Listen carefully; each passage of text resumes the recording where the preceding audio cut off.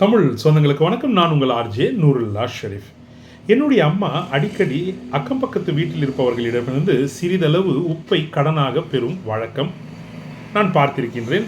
எங்கள் வீட்டில் உப்பு இருந்த போதிலும் இதை பார்த்து நான் எங்கள் அம்மாவிடம், எதற்கம்மா நீ நம் வீட்டில் உப்பு இருக்கும் பொழுதும் நீ அக்கம் பக்கம் வீட்டிலிருந்து உப்பை வாங்குகின்றாய் என்று கேட்ட பொழுது அவர்கள் சொன்னார்கள், அக்கம் பக்கத்தில் பண வசதி இல்லாதவர்கள் நம்மிடமிருந்து ஏதாவது ஒரு பொருளை வாங்கும்போது ஒரு ஏக்கத்தோடு, ஒரு பரிதாபத்தோடு அவர்கள் வாங்குவார்கள்.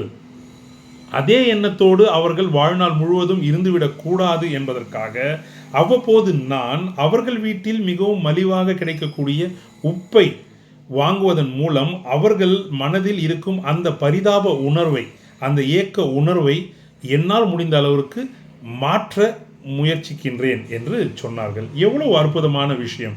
ஆங்கிலத்தில் எம்பேத்தட்டிக் என்ற ஒரு வார்த்தை இருக்கின்றது. அதாவது மற்றவர்களின் உணர்வுகளை புரிந்து கொண்டு பகிர்ந்து கொள்ளும் திறன் என்று அதை சொல்லுவார்கள்.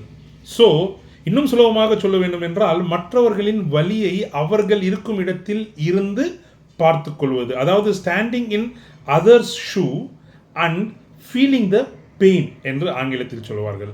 ஸோ ஒரு அற்புதமான எம்பேத்தட்டிக் சிச்சுவேஷன் என்கின்ற ஒரு விஷயத்தை என் தாய் போகிற போக்கில் கற்றுக் கொடுத்து விட்டிருக்கிறார்கள். ஆம், நாமும் நம் அக்கம் பக்கத்தில் இருப்பவர்களோடு இந்த எம்பேத்தட்டிக் சிச்சுவேஷன் அவர்கள் மனதில் ஏற்படுத்தாமல் இருக்க பகிர்ந்து வாழ்வோம். வாழ்க்கையில் அக்கம் பக்கத்தில் நல்ல ஒரு நட்பை சம்பாதிப்போம் என்ற செய்தியை உங்களோடு பகிர்ந்து கொண்டு, மீண்டும் நல்ல ஒரு தகவலோடு உங்களை சந்திக்கும் வரை உங்களிடம் விடைபெறுவது உங்கள் ஆர்ஜே நூருல்லா ஷெரீஃப்.